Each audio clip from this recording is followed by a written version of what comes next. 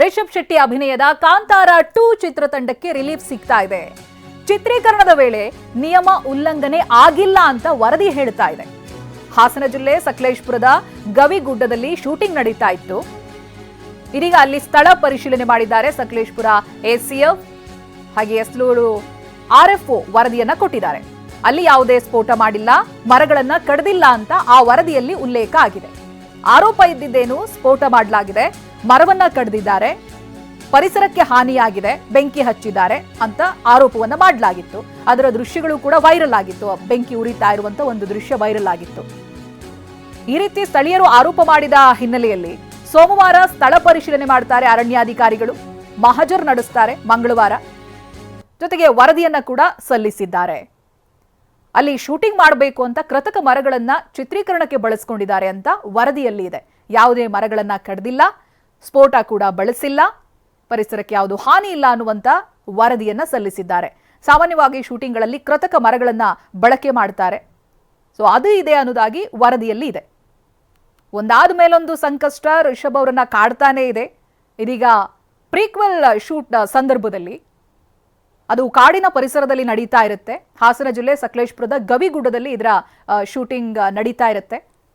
ಸ್ಥಳೀಯರು ಆರೋಪವನ್ನ ಮಾಡ್ತಾರೆ, ಇಲ್ಲಿ ಸಮಸ್ಯೆ ಆಗ್ತಾ ಇದೆ, ಸ್ಫೋಟ ಬಳಸಿದ್ದಾರೆ ಅನ್ನುವಂಥ ಆರೋಪಗಳು ಬರುತ್ತೆ. ಇದೀಗ ಸ್ಥಳ ಪರಿಶೀಲನೆ ನಂತರದಲ್ಲಿ ವರದಿಯ ಪ್ರಕಾರ ಅಲ್ಲಿ ಆ ರೀತಿಯಾಗಿ ಏನೂ ಆಗಿಲ್ಲ ಅಂತ ಹೇಳಲಾಗ್ತಾ ಇದೆ.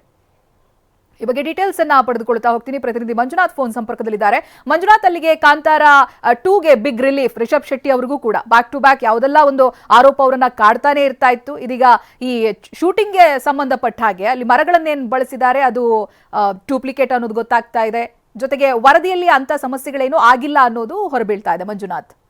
ಹೌದು ಚೈತ್ರ, ಬಹು ನಿರೀಕ್ಷಿತ ಕಾಂತಾರ 2 ಚಿತ್ರೀಕರಣ ಹಾಸನ ಜಿಲ್ಲೆಯ ಸಕಲೇಶಪುರ ತಾಲೂಕಿನ ಹೇರೂರು ಗ್ರಾಮದಲ್ಲಿರ್ತಕ್ಕಂಥ ಗವಿ ಬೆಟ್ಟದಲ್ಲಿ ಕಳೆದ 15 ದಿನಗಳಿಂದ ನಡೀತಾ ಇದೆ. ಈ ಒಂದು ಶೂಟಿಂಗ್ ಸಂದರ್ಭದಲ್ಲಿ ಕೆಲವೊಂದು ಅರಣ್ಯ ನಿಯಮಗಳನ್ನ ಉಲ್ಲಂಘನೆ ಮಾಡಲಾಗಿದೆ, ಅಲ್ಲಿ ಬ್ಲಾಸ್ಟ್ ಮಾಡಲಾಗಿದೆ, ಅಲ್ಲಿ ಮರಗಳನ್ನ ಕಡಿಯಲಾಗಿದೆ ಅಂತಕ್ಕಂಥ ಕೆಲವೊಂದು ಆರೋಪವನ್ನ ಕೆಲವು ಸ್ಥಳೀಯ ಯುವಕರು ಮಾಡಿದ್ರು. ಇದಕ್ಕೆ ಸಂಬಂಧಪಟ್ಟಾಗೆ ಸ್ವತಃ ಅರಣ್ಯ ಸಚಿವರು ಕೂಡ ಪ್ರತಿಕ್ರಿಯೆ ಕೊಟ್ಟು ಈ ಬಗ್ಗೆ ತನಿಖೆ ಮಾಡಲಿಕ್ಕೆ ಸೂಚನೆ ಕೊಡಲಾಗಿದೆ ಅಂತಕ್ಕಂಥ ಮಾಹಿತಿಯನ್ನು ಕೂಡ ನೀಡಿದ್ರು. ಆದ್ರೆ ಈಗ ಏನು ಸಕಲೇಶಪುರ ತಾಲೂಕಿನ ಎಸಿಎಫ್ ಆಗಿರ್ತಕ್ಕಂಥ ಮಧು ಹಾಗೆ ಯಶಳೂರು ವಿಭಾಗದ ಆರ್ಎಫ್ ಆಗಿರ್ತಕ್ಕಂಥ ಕೃಷ್ಣ ಅವರ ನೇತೃತ್ವದ ತಂಡ ಸೋಮವಾರ ಅಲ್ಲಿಗೆ ಭೇಟಿ ಕೊಟ್ಟು ಅಲ್ಲಿ ಸ್ಥಳ ಮಜರ್ನ ಕೂಡ ನಡೆಸಿತ್ತು, ಕೆಲವೊಂದು ಪರಿಶೀಲನೆ ಕೂಡ ನಡೆಸಿತ್ತು. ಆ ಸಂದರ್ಭದ ಎಲ್ಲಾ ವರದಿಯನ್ನೀಗ ಡಿಸಿಎಫ್ ಸೌರಭ್ ಕುಮಾರ್ ಅವರಿಗೆ ನೀಡಲಾಗಿದೆ. ಆ ವರದಿಯಲ್ಲಿ ಕಂಪ್ಲೀಟ್ ಆಗಿ ಕಾಂತಾರ 2 ಚಿತ್ರೀಕರಣ ತಂಡಕ್ಕೆ ಕ್ಲೀನ್ ಚಿಟ್ ಅನ್ನ ಕೊಡಲಾಗಿದೆ. ಅವರು ಅರಣ್ಯ ನಿಯಮವನ್ನ ಯಾವುದನ್ನು ಕೂಡ ಉಲ್ಲಂಘನೆ ಮಾಡಿಲ್ಲ, ಅಲ್ಲಿ ಯಾವುದೇ ಬ್ಲಾಸ್ಟ್ ಕೂಡ ನಡೆದಿಲ್ಲ, ಅಲ್ಲಿ ಯಾವುದೇ ಮರಗಳನ್ನು ಕೂಡ ಕಡಿಯಲಾಗಿಲ್ಲ, ಬದಲಾಗಿ ಕೃತಕ ಮರಗಳನ್ನ ಸೃಷ್ಟಿ ಮಾಡಿಕೊಂಡು ಅಲ್ಲಿ ಚಿತ್ರೀಕರಣ ಮಾಡಲಾಗ್ತಾ ಇದೆ.